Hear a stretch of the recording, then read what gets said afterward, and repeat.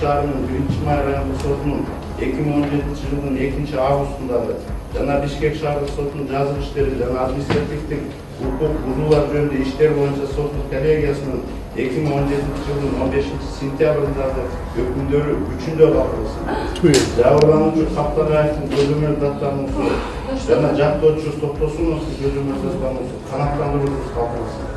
С 317 по 320, 323, 324 и 325 Уголовного процессуального кодекса Кыргызской Республики суд приговорил Шикмаматова Алмамбета Насыркановича признать виновным в совершении преступления, предусмотренного частью 4 статьи 30, частью 4 статьи 304 Уголовного кодекса Кыргызской Республики и назначить наказание в виде штрафа в размере 50 тысяч расчетных показателей в доход государства.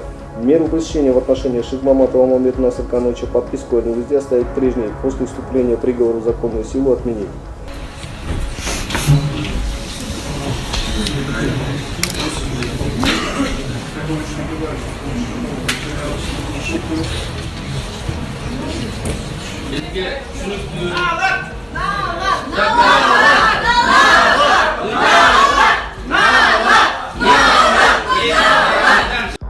Мұхаммед пайғамбарыбыз сот 3 түрлі болады деп айтқан. Екі тозоқты, бірі бейішті деп. Бейіштегі бұл ақиқаттықты біліп, шындық менен өкім шығарған ал бейішті. Ал эми мәселені білбей тұрып, өкім шығарған.